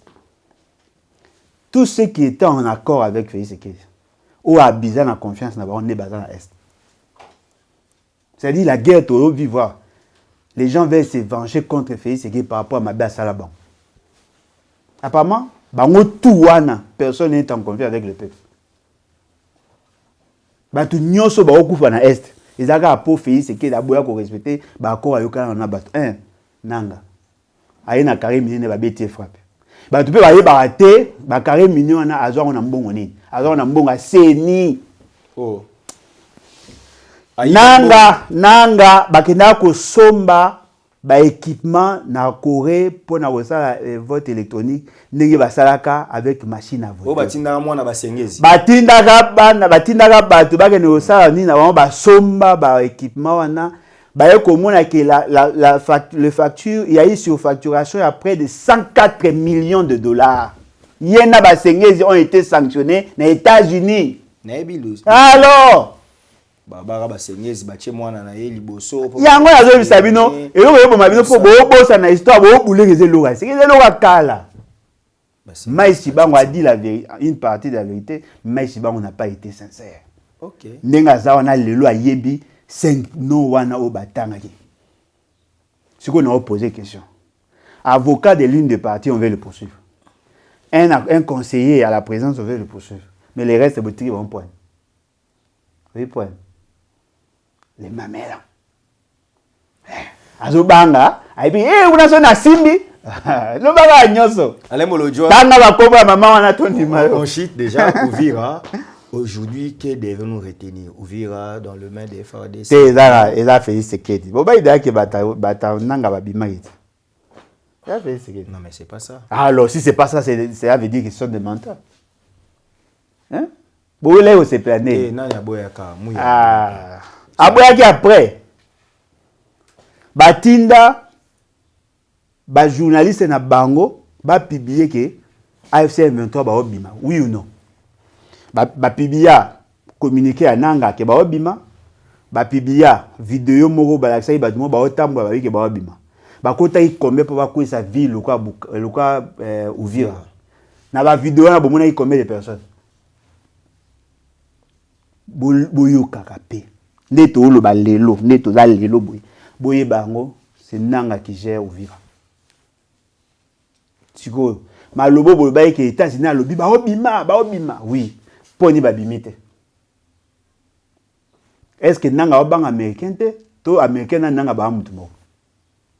Po ba yi maloba États-Unis si li. Mutu mo tabenga na kibolole nyonso comme légendaire. Il me dit non voilà, ba biso on ba bima ba ozonga Rwanda. Ba biso on ba bima partout, ba bima na Uvira. So ba bima na Uvira ba okende wapi? Bukavu. Mais là la Congo. So ko muto ba biso on ba bima na Uvira, ça pour biso on ba bima na Bukavu te. Na Goma te, po ba bima te. Parce que na démarche à Lelo, le problème là sera résolu grâce à Doha. Tant qu'il n'y aura pas d'accord à Doha, au ça est maté. Pour la nini besoin insister Doha parce que Doha est un verrou pour imposer dans la carte de décision afin que va gérer accord basé à Washington. Conditionnalité à Liboso, il faudrait que Kagame ait une assurance que Batoune baza bien positionné dans l'État pour que l'application de l'accord basé à Washington. Tout le monde. Général Sylvain Ekenge suspendu de ses fonctions après avoir tenu des propos incendiaires, des propos divisionnistes. Donc, Babi Ndeko Ekenge a commis politicien. Ndeko Ekenge a lésé une tribu de Tutsi.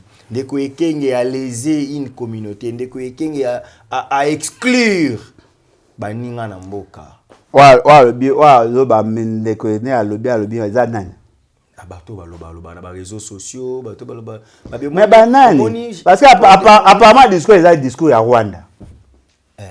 Si go discours ya Rwanda wana wa pourtant wana Congo na. Certains d'entre nous. So banga otanga comme point. Banani, certains d'entre nous, société civile, opposition, pouvoir, église catholique. Na monika bato mona réseaux sociaux. Mais banani, bana tendance ni. Bato na nga yebi bongo. Oyebi. Botika robomba la vérité. Oyebi baton. Oyebi eza bata pouvoir ya Félix Sekedi. Eza bango. Eza bango oyebi eza bango. Bongo a sanctionner nani kasi. Opposant muta sanctionner. Te FARDC peut sanctionner. Na sur ordre nani. Il y a chef AMG. Chef AMG n'est pas une décision. Kasi. Yem ta ju ordre. Yem. Ah, ordre nani, ozo banga oloba. Non, FARDC eza chef AMG. Mais chef AMG a droit ordre. Azana doit osali kambalini te. Amoni mais azu ordre na nani. Banani ba orele. Ile mambo ana te. Il sanga s'opposer yo moni à soutenir ndenge ba longole. Na moni ko t'opposa mona c'était qui hier a présenté ba V. Si King. On a présenté ba V les meilleurs. Ndeko nangai yo kabwe. Yo kabwe. Yo kabwe oboya ko ba vérité, tout le ba vérité advienne que pourra. Il n'y a pas de tribu Tutsi chez nous. Ça, moi, je sais. Il n'y a pas de tribu Banyamulenge chez nous. Ça, je l'ai toujours dit. Ce qui veut dire, si on parle de Tutsi, on parle de une frange de la population rwandaise. Ouais. Basi ya Tutsi, ceux qui baye koko taliba na bino, baye mission, balingaka te, basangisa, bana bango baza na race mi baye sangana, parce que bamona race na bango eza race supérieure. Ceux qui a ko bala epa na yo, mobali na ya solo akoya po ba bota na po ba préserver race na bango. Ça c'est une information. Non. Oh pour nanga. Non. Botika mambo sala. Vas-y. Mama vas-y te. Débat ne pas depuis la période de Mobutu. Ouais. Oh. Débat ne pas depuis la période de Mobutu, biso to ba depuis to daraba ya mike. C'est comme ça. Lorsqu'un général, lorsqu'un Congolais vous dit que ba Tutsi So yo bengi yango eza tribu congolaise yo ndo a traître. Tout à congolais. Parce qu'il n'y a pas une tribu tout. Exact. Ce qu'on va condamner en général, le fait d'avoir dit que Bassi à Rwandais, so ba ko ba na bino. Après par exemple abi batinda ka bango ba ke ndeko ba na ba chef coutumier na biso. Est-ce qu'à cause to le la te infiltration ba boma ba Rwanda ba boma ba chef coutumier na biso. Ba chef coutumier na so ba boma ba remplacer bango te. Biso to lo ba bango te. Ce qu'on bobi ka asali mabe na nani. Asali pour condamner Rwanda. Et on est surprenant. Bateau bazolo banabino ke ba défendre bino, bango ba condamner ye. Ko bino ba service à nani. C'était pour sauver aussi l'image du pays par rapport à Robi Malwa bozana haine contre Rwanda. Mais ndeko nangai, s'il vous plaît. Toi kana bien. Toi les to ba victime, te. Ba victime ya nini? Ya ba tuerite. Siko to banga noki communauté internationale ko yeba ke to le la ke bande na so ba okufa. T'es besoin d'acquiser sur Rwanda. Ce qui veut dire boboy soda a condamné Rwanda. C'est ça non? So bien obundela nani? Bobundela nini? Bande hypocrite. Pas hypocrite. Donc ils soutenir nos général Sylvie. Na soutenir yete à l'obi vérité. Oh. Na soutenir nani? Est-ce que le Cambo ya lobi on a yebite zani? Bat babité, batuti bazali. Na moni batu mo race mo de vipère, bazui document mo ba komi ba tribu à Congo, ba komi tuti. Bazo partager. Non, ba kabiliste. Non, ba partager. Tu retournes à ce que veut Claude Macha. Publication ezakaka. Vena na peso mo. Publication ezakaka. Olongo libezaka. Depuis quand ba tuti ba komo ba Congo? Ba tuti ba Congolais ta? Tuti za kombo ya tribu ya Rwanda. Biso na Congo to na ba Congolais d'origine rwandaise. Bazali. Mais ba tuti te awa. OK. On n'acquiert pas la nationalité avec sa tribu. Il y a des Congolais d'origine rwandaise. Bazali. Il acquiert la nationalité. Oui, mais il ne viendra pas avec sa tribu. Oui. Mais est-ce que na Belgique kuna ba Congo ba comment ba Belgique bazate? Ouais. Est-ce que benga bango kuna ba Congo? Non, de Belges d'origine congolaise. Okay. La tribu est dans une organisation interne, ya mboka. Et dans la Liban on parle de nationalité. C'est lui qui a acquis notre nationalité, un Rwandais. Il est congolais. Ouais. Mais il n'est pas Tutsi. Okay. Il n'est pas Tutsi. Tutsi n'est pas une tribu congolaise. Mais bazo se référé pe président le baba Nyamulenge baba congolais. So yo mwenga rola na fin na ligne to ka fait c'est. Maso ni obeta. Hein? Nga na oloba mamba pays nanga, na oloba marambo nga yebi nga na tangela. C'était en Angleterre hein, le président. Ah tu oloba ngo pe susu kalamingité. Abi, je suis le seul président d'ailleurs, je crois, je suis le premier d'ailleurs le seul à avoir dit que baba Nyamulenge baba ndona biso, je vais encore plus loin. Ba tuchi baba Congolais. Yo comment on appelle ça au pouvoir comme ça ba Congolais. Il y a Congolais d'origine. Monsieur, tu as le pouvoir comme ça me Congolais par acquisition. Ce que yeba ngote, je t'apprends. Yeba ngoke na San City, la question à nationalité d'origine, c'est une question fermée. Baba ki sakate, ba longo la rapete. Yeba yango. Mais il y a une possibilité que na mutu a acquérir une nationalité na biso. Il y a 5 options pour avoir notre nationalité. 5. Ce que vous allez naturalisation, par option, par affiliation, par effet à mariage, na résidence. Je crois que 5e option, par naissance, ou nationalité. Mais tout ça, il y a une démarche administrative et quoi aboutit le moro. Mouto a botami pas na biso. Il est en droit à la nationalité, soit à âge à maturité, 18 ans. Moi, na o a botami pas na biso. Et que to koutiye na mboka na biso, ba boti na yeba yebanité. À la nationalité d'origine, par, comment on appelle? Par présomption, parce que ba yebi ba boti na été. Mais ceux qui na âge na yoana, alors ni ko kola, et que ba boti na yeba yebani ba étranger. A droit à la nationalité pour la nationalité d'origine ekoi. Moi na oyo aza adopté par un parent congolais à une nationalité. Moi na oyo moboti na a changé nationalité azalaki étranger comme congolais à cause de la nationalité ya sika papa na ye mwasi oyo mobali oyo abayani na ndeko na biso akoki kozwa nationalité après 7 ans soki libala yango mpe eza kaka. Ce sont des conditions. Mouto a oumeli na Congo, a voulu que la nationalité, c'est ce qu'on appelle la naturalisation. Ces options-là sont dans la Constitution et on a renvoyé la loi 2004. Félix Sekedi, tout ça appelle sérieux. Tout a bien un chef de l'État. Tout ça appelle sérieux, Félix Sekedi. Oh, l'ouki a bisoni. Yo, yé na mbongo po ya ko pesa la nationalité. Papa, toko bebana. Voilà. Tout ça a congolais depuis journée. Chitons avec cette question. Déjà, c'est une question. Mike Moukaibaï, récemment nommé coordonnateur et ensemble pour la République à Kinshasa, a contredire propos de Martin Fayulu dans l'état d'adresse à la nation à Martin Fayulu. Puis Martin Fayulu dit que Congo est victime de coup frappant la convoitise à ses voisins, voisins Abisso. Pour Mike Moukeba, il pense que Martin Fayulu n'a pas vraiment bien réfléchi quant à ça. Ils ont dans le dossier, il y a des voisins qui ont convoité Bisso, ils ont membre Bisso Moko. Bon, il n'a pas totalement tort.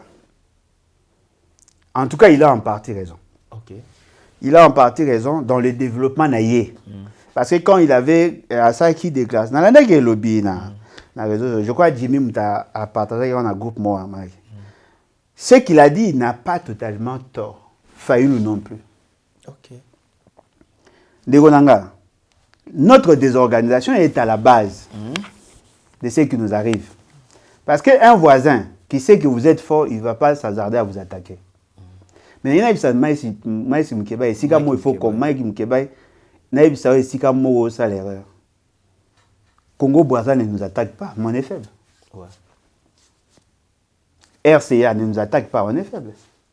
La Tanzanie ne nous attaque pas, on est faible. On peut être faible, mais ne pas être attaqué. On n'attaque pas le Congo Brazza. Congo Brazza peut toujours attaquer. Donc attaquer. Y a-t-il une très bonne organisation au Congo Brazza? Non. Nous, avec le Rwanda, c'est un cas atypique. Là où vous avez raison, Zali, si nous avons une force, il y a dissuasion ou il y a persuasion, le Rwanda allait réfléchir à 2 fois. Mais attention, nous sommes faibles parce que le Rwanda aussi s'était investi. C'est vrai que nous avons notre responsabilité en tant qu'État, mais ce qui est aussi vrai, le Rwanda devait aussi en nous attaquant, ce n'était pas bon par rapport à l'engagement de l'ordre international. C'est-à-dire qu'il y a double responsabilité. Les raisons endogènes existent et exogènes aussi. C'est-à-dire que votre information est au PC est complémentaire dans la Fayulu. Et ça opposé. Et ça complémentaire. Parce que Fayulu n'a pas dit qu'il n'y avait que le Rwanda qui en était responsable. Ce que les Rwanda, c'est un dialogue. Vous comprenez? Déjà, c'est complété. Il y a qui n'a pas raison endogène, il y a insisté sur la. Il y a qui n'a exogène, il y a insisté sur endogène, mais les deux, et ça y a raison moko. Si nous sommes faibles, si nous étions réellement, surtout faibles et à solo penza, ce n'est pas une raison pour qu'on nous attaque. Parce qu'il y a des pays faibles, mais qui ne sont pas attaqués par le voisin. Ce qui peut être qui fort, le voisin allait réfléchir à 2 fois. Mais attention, cela ne veut pas dire qu'il n'allait pas nous attaquer. On peut aussi être fort et être attaqué. On peut vous attaquer tout en étant fort. La guerre est à et le fort attaque les non. Les 2 forts peuvent s'attaquer mutuellement. La Corée du Sud, la Corée du Nord, forte, mais ça n'interdit pas la Corée du Nord d'attaquer le Corée du Sud tout en sachant qu'il va réagir. L'Iran a fort, l'Israël a fort, mais ça s'attaquera à paix. La guerre s'est faite aussi entre 2 puissants. Mais ce qui est vrai, nous devons nous préparer à toute éventualité pour que tout voisin qui nous attaque a senti que c'est la guerre. En ce moment-là, ils vont nous appeler. Ok, bomi boma esoute. Mais ça n'a pas c'est que depuis la guerre, depuis 1994, Tilelo, le Rwandais n'a pas passé de Toyokate. Pas si nanga yangwana. Yanga asengaka un jour. Ceux qui nous ont ça du corona, c'est. Alors, on peut servir sur des hommes puissants, des hommes forts dans leur esprit. Au bazar n'a pas ça au bout de la mort. Tout ça, l'exportation en guerre. Souci nanga. Ou on est bien à faire Mbalasima, tout ça, la ramo est sauté. Ma famille, 10 000 personnes ont koufi moukolomoko. Bouyou banamatanga 7 000 ba koufi.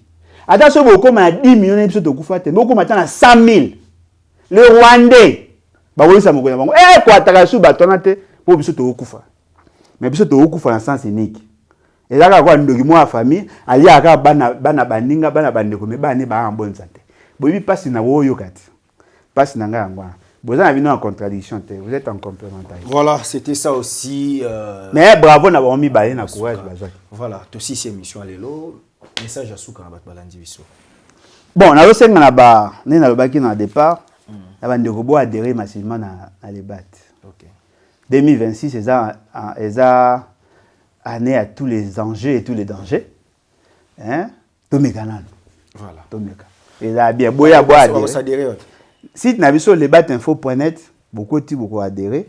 Bien que bazo inciter qu'à papier bon. Donc à bon molimo batakala, bobo rupture.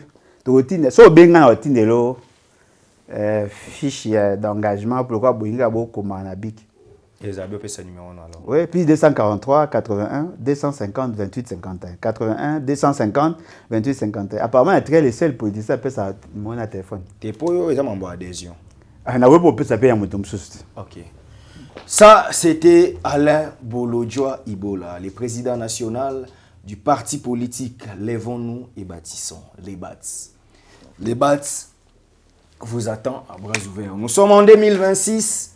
Cette émission est le premier numéro de l'an 2026, tournée de janvier 2026 à Kinshasa. Quant à moi, je vous dis un grand merci d'être là pendant plus d'une heure en train de nous suivre. En tout cas, c'est un réel plaisir de vous avoir comme communauté, de vous avoir comme membre, de vous avoir comme abonné. En tout cas, nous vous disons un grand merci, meilleur vœu à vous. En tout cas, que l'année 2026 soit pour nous une année de conquête. Vous et moi, nous allons nous retrouver très prochainement. Merci à ingénieur Starly Lima pour la réalisation complète de cette émission. Aussi, cette émission dans le peuple congolais. Mibundela. Pour ceux qui ont Mibundelité. Félix c'est qu'il a ça jamais pour naïo. Lui il est dans les affaires dans la COP naïe. C'est moi molo ba puissance liloba. Il est qui a ça. Parole kamizelo ana mundu itemba obanga eko lekananga.